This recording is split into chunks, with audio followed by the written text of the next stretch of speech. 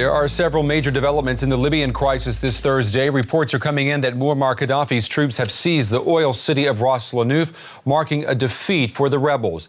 NATO and the European Union are holding an emergency meeting and are considering imposing a no-fly zone over Libya. And France has gone it alone, recognizing the rebels' Transitional National Council as the only representative of the Libyan people. And that is where we begin. Paris took the diplomatic world by surprise. President Nicolas Sarkozy held talks with representatives of Libya's opposition National Council, then announced France now recognizes the organization as Libya's legitimate government. Well, the NATO Secretary General Anders Rasmussen says that he will not go so far as to call the conflict in Libya a civil war, but he says that NATO is worried that Libya could end up as a failed state and a breeding ground for terrorism. He says the no-fly zone is a serious option with one important condition. Listen in. We considered as well initial options regarding a possible no-fly zone in case NATO were to receive a clear United Nations mandate. Ministers agreed that further planning will be required. So our message today is NATO is united, NATO is vigilant, NATO is ready to act. All right, that was the NATO Secretary General Rasmussen speaking there. Let's go live now to Brussels. Our correspondent Jeff Mead standing by. Jeff, we've got some reporters in Brussels saying that NATO is making concrete moves towards a no-fly zone. Can you confirm that? Hard to say, frankly. I mean, there's been a lot of talk today, of course, across Brussels on this very subject. But as the Secretary General was just saying, he needs a UN mandate.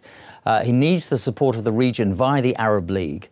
And there needs to be a demonstrable sign of a trigger for such action. So I'm not sure that's right. I just honestly do not know. It's so very, very difficult. And it's difficult for the NATO allies. It's difficult for the EU foreign ministers, because never before have these diplomats and politicians been meeting when the issue they're discussing is moving so swiftly on the ground. That's why some people were reluctant, in fact, to have a summit, a big summit like they're having tomorrow here on this issue, because it's so difficult to predict the way things are going to go. So it's hard to say.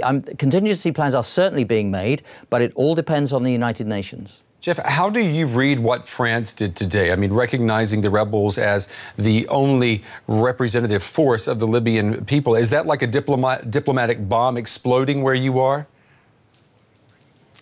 Not really. It was certainly a surprise to the foreign ministers when they heard this, but it's clear that what France is trying to do is push the European Union ministers off the fence. In other words, stop, engaging with Gadaffi and engage only with the rebels. Well, the majority say no. The fact is, Colonel Gadaffi is still in power. They may want him out. They may say tomorrow at the summit, they will say tomorrow, he must relinquish power now. But he hasn't done so far. And I think this is French frustration with that balancing act. And they want to push everyone towards recognition. But then, of course, diplomats say, what does that mean anyway? Recognition of the rebel groups, fine. But on the ground, frankly, right now, that doesn't really amount to anything much more than rhetoric. All right, Jeff Mead talking about French frustration there for us in Brussels. Thank you very much, Jeff.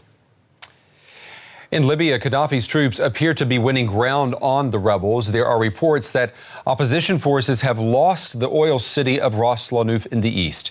We have this report. All right, let's cross over now live to Libya to our correspondent, Tom Popick, who is in Benghazi. Tom, are you hearing this? Have the rebels lost Ras Lanuf?